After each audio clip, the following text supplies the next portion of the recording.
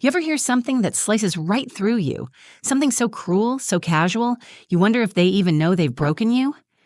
I remember the moment like it just happened. He looked me dead in the eyes and said, "You'll never be wife material. You're just practice." And then he laughed. But that wasn't the worst part. His friends were there too, standing around with their whiskey glasses and perfect white teeth, and they laughed even harder. One of them actually said, "She's just good for a night." Like I wasn't standing right there, like I was invisible. And you know what I did? Nothing. I just stood there, frozen. Not because I didn't care, God, I cared, but because I couldn't believe that the man I loved, the father of my son, the person I thought I would grow old with, had reduced me to a joke in front of a crowd. That was 2 years ago. I went from being his fiancée to being his forgotten, from the woman who packed his lunch every day and rubbed his shoulders every night, to a name he no longer said out loud. The only time I existed in his world was when it came to our son, Eli. And even then, he barely looked at me. He moved on quickly, too quickly. Met someone younger, flashier, Instagram-ready, Sasha. Blonde hair, fake laugh, surgically perfect everything. Within a year, they were engaged, and my son, our son, was invited to be the ring bearer at their wedding. But I'm getting ahead of myself. You need to know me before you know what happened. My name is Naomi Ray. I'm a mother, baker, a woman who's been told more times than I can count that I'm too much, too intense, too emotional, too serious, too ambitious. And for a long time, I believed it. When Darren and I met, I was 24, working 2 jobs, waiting tables at night, managing the front desk at a vet clinic during the day. He walked in with a crooked smile and a voice that could talk anyone into anything. He was charming, confident. He had this way of making you feel like the only person in the room. I was hooked. At first, it was like a movie. Romantic dinners, long drives, talks about our future. Kids, a house near the water, Sunday barbecues. We even had a name picked out for our daughter, Lila. But things changed after I got pregnant with Eli. Suddenly, I was too emotional, too demanding, too much. He stopped touching me, stopped listening. And when Eli was born, he barely held him. That was the beginning of the end, but I still clung to hope. I told myself he was stressed, that once the business picked up, he'd come around, that if I just worked harder, looked better, stayed quieter, he'd love me again. Instead, one night, he came home drunk, reeking of perfume I didn't wear. And when I asked where he'd been, he just laughed. "You'll never be wife material. You're just good for a night." And then he left. Just like that, like I was trash being taken to the curb. I remember sitting on the floor that night, holding Eli as he slept and thinking, is this it? Is this what I was worth? But what I didn't know then was that one day, at his wedding, it wouldn't be me who said the words he needed to hear. It would be our son. And when he took that mic, everything stopped. The music, the laughter, the wedding, all of it. Before everything fell apart, I used to believe that love could fix anything. I believed in soulmates, in growing old with someone, in second chances. I believed that if you gave enough, forgave enough, and loved hard enough, things would fall into place. They didn't. But I still believed. I was 24 when I met Darren Whitmore. I had just moved back to Richmond trying to rebuild after my dad passed. My mom, Marlene, was strong. The kind of woman who didn't cry at funerals but cooked casseroles for everyone who did. She raised me and my little brother without a single complaint, but I always knew she wanted more for me. I think that's why Darren felt like a win. He walked into the vet clinic where I worked the front desk, asking about shots for a puppy he never even brought in. I think he just wanted to talk. That was Darren. Charming in the most calculated way. He wore tailored suits and drove a sleek car with leather seats that smelled like cologne and confidence. Everything about him screamed, "I've made it." And he made me feel like I had too. He'd show up at my night job, leave $100 tips for a coffee, tell me I deserve more than greasy aprons and split shifts. And when he looked at me, it was like I was the only person in the room. No one had ever seen me like that before. Or maybe I just hadn't seen myself that way. He was 6 years older, already running a small marketing firm.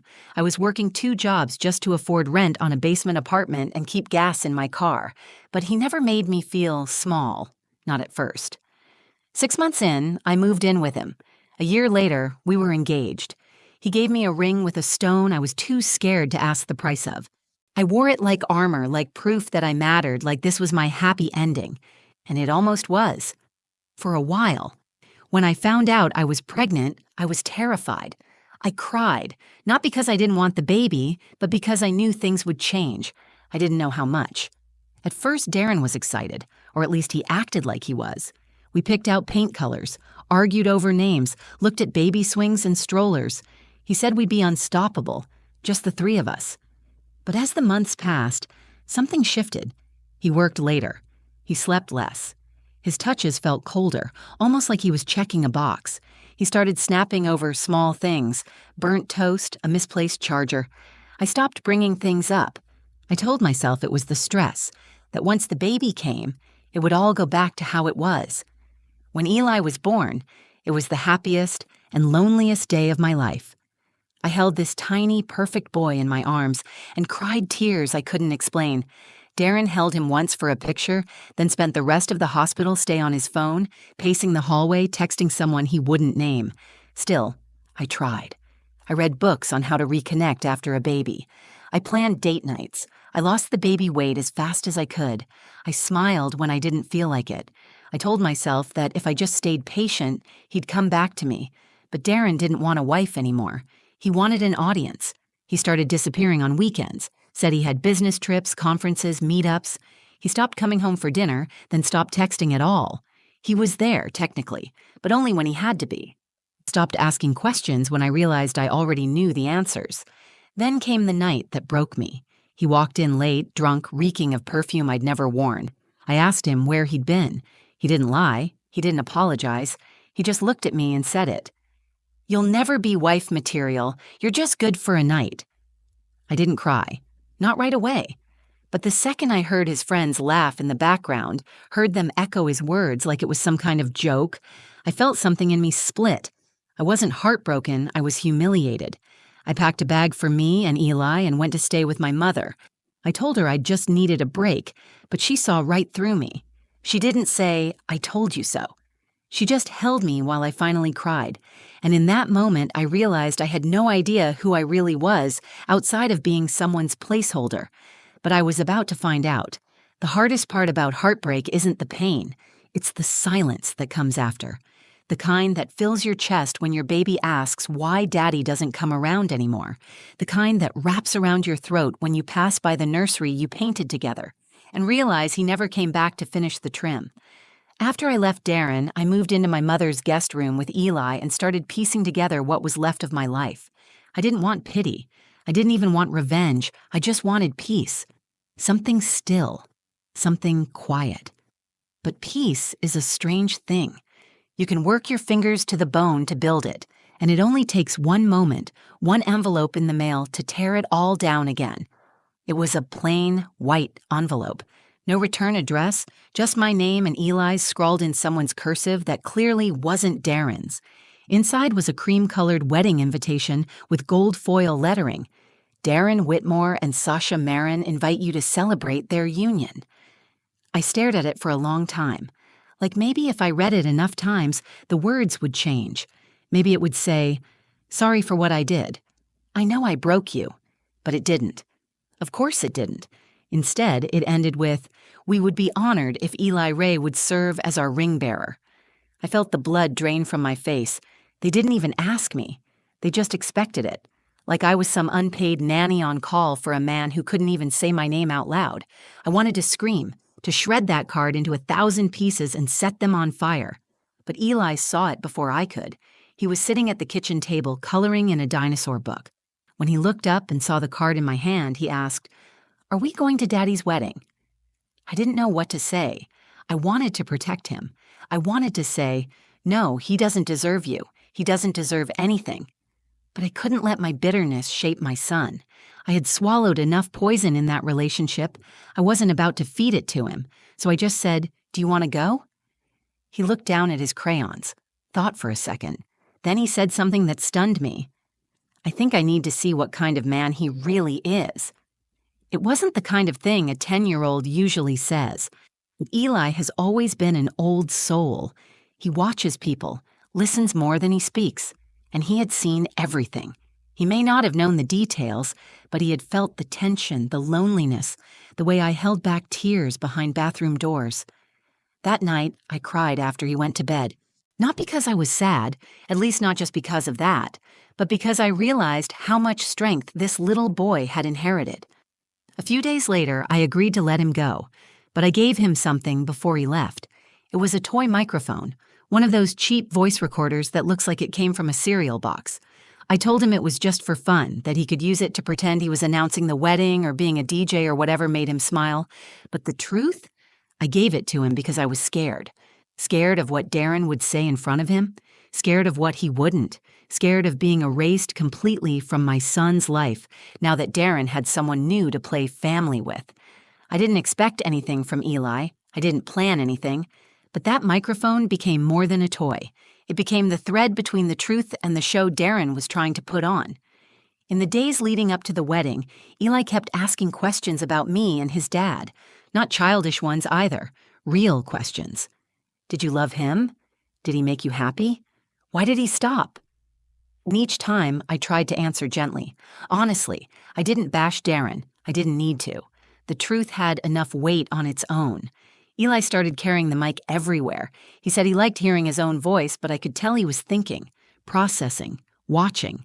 I didn't know it yet, but he was planning something that would bring every hidden truth back into the light. And Darren, he had no idea what was coming. The night before the wedding, I couldn't sleep. Not because I was sad. I'd already cried all those tears a long time ago. This time I was restless for a different reason, a mother's instinct. A storm you can't see yet, but you can feel coming. Eli was in his room packing his little bag, his tiny suit, his favorite sneakers, a book for the drive. He was humming to himself like it was any other weekend visit with his dad, but I could tell something was off. There was a quietness to him, not the kind that comes with fear, but with focus, like his mind was already somewhere else. Need any help? I asked, standing in the doorway. He shook his head. I'm almost done.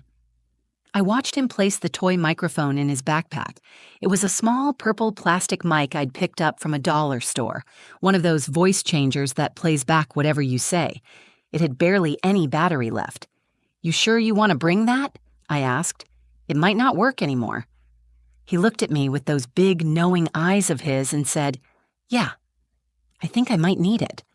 I didn't ask more. Part of me didn't want to know. Another part of me knew that whatever Eli was carrying, it was his. He'd heard enough in his short life to know that sometimes the grown-ups don't always get it right. That silence can hurt as much as words. That night, I lay in bed, replaying every conversation we'd had over the past 2 years. Every moment I tried to shield him, every time I smiled through something that cracked me open inside. And I wondered if maybe I had been wrong to keep so much from him. Maybe trying to protect him from the ugliness had left him searching for clarity on his own. The next morning, he was dressed and ready before I even finished my coffee. He looked so handsome in his little blazer, holding the wedding card like it was a ticket to some movie he wasn't sure he wanted to see. I knelt beside him and straightened his collar. Listen, I said, you don't have to do anything that makes you uncomfortable, okay? Just be yourself. Be kind, that's enough. He nodded slowly. Then, as he turned to pick up his bag, he said over his shoulder, What would you say to Dad if you could? Just one thing. I paused. The question hit harder than I expected. What would I say? That he broke me, that I had to teach myself how to breathe again after he left, that he made me feel like nothing, then made a show of replacing me like I was a broken chair. But all I could say out loud was, I'd tell him. I hope he finds what he's looking for, even if it wasn't me. Eli looked at me for a moment longer, then smiled. Okay, he said quietly. I drove him to Darren's house, where a black car was already waiting to take them to the wedding venue. Darren didn't come out to greet me. Sasha did. She waved, too brightly, her white teeth gleaming like stage lights. Eli hugged me tight before he got in the car. He didn't say goodbye. He said, I'll see you soon, Mom. And something about the way he said it gave me chills. I went home and tried to distract myself. I baked, cleaned, reorganized the spice cabinet. But the hours dragged. I kept checking my phone even though I knew Eli didn't have one. I had no idea what was happening at that wedding until around 5 p.m. when I got a text from my cousin Lena, who worked at the hotel venue. All it said was, "Your son just took the mic. Everyone stopped, even the music." I read it 3 times, and then I sat down. My heart raced, but not with fear, with something else, something that felt a lot like hope. I didn't know what Eli had done, or why, but I knew my son. I knew his heart, and I knew that if he spoke, it wasn't for drama. It wasn't revenge. It was truth. And for the first time since the day Darren walked out, I wasn't afraid of the truth anymore. I was ready for it. I wasn't there when it happened. That's what gets me sometimes. I didn't see his face when Eli stepped forward. I didn't hear the silence spread through the room or feel the weight of all those eyes watching a 10-year-old boy walk up to a microphone in the middle of a wedding ceremony like he had something important to say. But I've heard the story enough times now that I can picture it like I was standing in the aisle myself. The wedding was being held at some vineyard outside of Charlottesville. High-end, expensive, Instagram perfect. Darren always loved a spotlight, and Sasha, well, she was practically born for it. Her whole life looked like it came with a ring light and a social media filter. They had flowers hanging from the ceiling, a string quartet, champagne before the ceremony. Eli said the chairs were white with gold ribbons, and everyone smelled like expensive perfume and tension. He was dressed in his suit, holding the ring box in one hand and the toy mic in the other, tucked behind his back. He told me later that his hands were shaking, but his voice was steady. I believe him. The ceremony started. People smiled, took pictures, cried on cue. Darren looked like the groom from a magazine, confident, polished, like nothing in his life had ever fallen apart. And then the moment came. The officiant said, "You may now kiss the bride." That's when Eli stepped forward. No one stopped him. He was just a kid, ring bearer after all. Probably looked like he was doing something sweet or funny, until he raised the mic to his mouth and said clearly, "Before you kiss, I think my mom wanted this played." Everyone went still. Sasha laughed nervously. Darren looked confused. Then Eli pressed the button on the mic, and there it was, my voice, shaky, tired, recorded without me knowing. I didn't even realize Eli had saved that moment, the one from the night before the wedding, when he'd asked me what I'd say to his father. The audio was raw. You could hear my breath hitch, my voice cracking, and then the words, "I'd tell him. I hope he finds what he's looking for, even if it wasn't me." Gasps rippled through the crowd. Chairs shifted. Someone dropped a glass. But Eli didn't stop there. He spoke into the mic again. "She never told me to say anything. She didn't even want to come, but I thought everyone should know. My mom never tried to hurt anyone. She just loved my dad, and he left her behind. Then he laughed about it. And I don't think that's funny." He stepped back, placed the mic gently on the table near the officiant, and sat down. Not another word. Darren stood frozen, his mouth slightly open, as if waiting for a cue that never came. Sasha turned toward him, blinking hard, like she couldn't quite believe what she'd just heard. Guests looked between them, whispering. The music didn't start. The kiss never happened. And then, just like that, the show was over. I didn't hear from Darren that night, or the next. It wasn't until 3 days later that he sent a 2-line message. "Eli doesn't need to be involved in things like that. Let's talk." I never replied, because there was nothing left to talk about. Eli came home the day after the wedding, quiet at first. I didn't ask what happened. I didn't have to. He finally spoke that evening while we were baking blueberry muffins for the neighbors. "I just wanted them to hear your side," he said, pressing the batter into the tin. "They always hear his."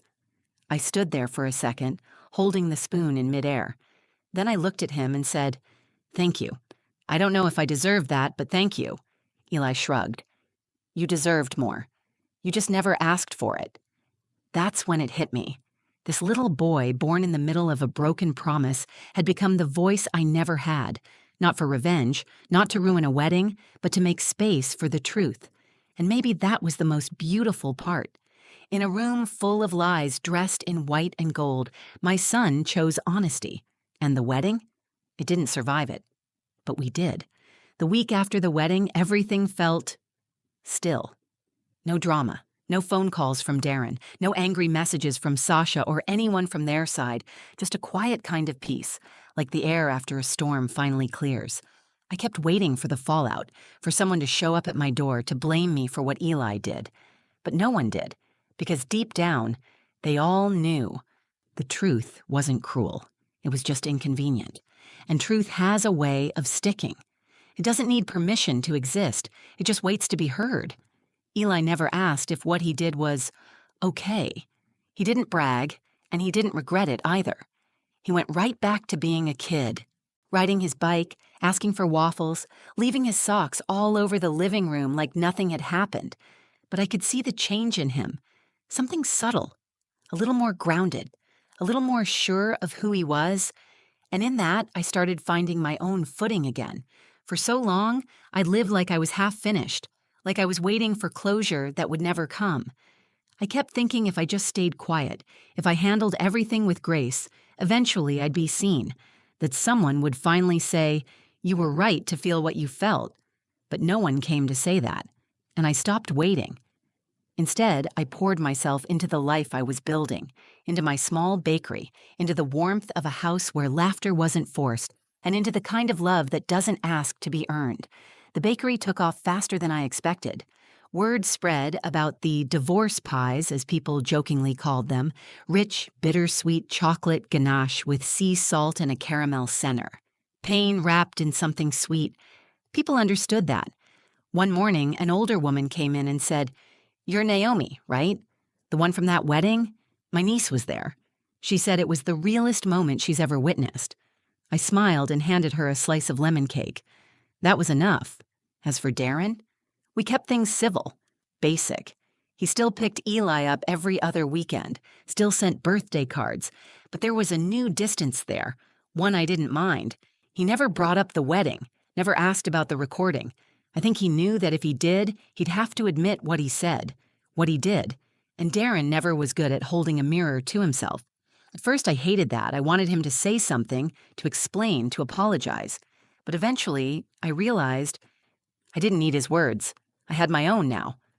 One night, months later, Eli and I were watching a movie on the couch, blankets everywhere, popcorn spilled, one of those perfect ordinary nights. He turned to me out of nowhere and asked, "Do you think Dad's mad at me?" I paused, then said, "I think he's more mad at the truth." Eli nodded slowly, eyes on the TV. "I didn't mean to hurt him." "I know," I said. "You didn't." And that was that. Because in the end, this wasn't a story about revenge. It wasn't about getting even or ruining someone else's big day. It was about a woman who got told she wasn't enough, who was laughed at, humiliated, pushed aside, and still found her way back to herself. And about a little boy who saw his mother's pain and decided not to look away. There's a kind of power in that, quiet power. The kind that doesn't need fireworks or fists, just a voice. Just one moment of courage, spoken into a cheap plastic microphone. That moment didn't fix everything. It didn't erase the years I lost or the heartbreak I carried. But it gave me something better. It gave me clarity. It gave Eli strength. It gave the truth a place to live. Out in the open, where no one could hide from it anymore. So no, I wasn't wife material. Not for him. But I was more. I was the woman who walked through fire and didn't burn up. I was the one who raised a boy brave enough to speak when it mattered most. And now? Now I sleep well. I laugh loud. I love better. Because I stopped waiting to be chosen. I chose myself. And that made all the difference. If this story spoke to you, if you've ever been made to feel like you're not enough, like your voice doesn't matter, then let this be your reminder. You don't need permission to stand in your truth. You are more than what they said about you. You are more than what they left behind. And sometimes healing starts with being heard. If you felt something today, if Naomi's story reminded you of your own or someone you care about, like the video so it reaches someone else who needs it, share it with a friend who's still finding their strength.